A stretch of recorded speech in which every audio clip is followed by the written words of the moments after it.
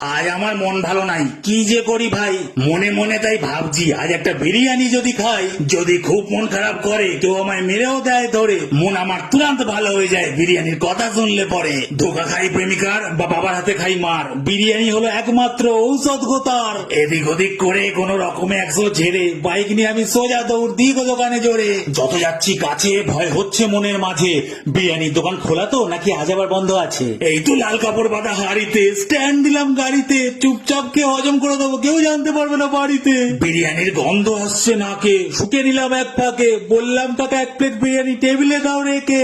সুন্দর হাড়ির গঠন, জামা পরে কাকা কটন, বললো কি দেবো বাবু তোমাকে, চিকেন না মটন। বললাম পয়সা যা আছে কাকা বুঝলে আমার কাছে, মটন খেলে রিক্স হয়ে যাবে যদি বাসন মাজতে হয় পাছে।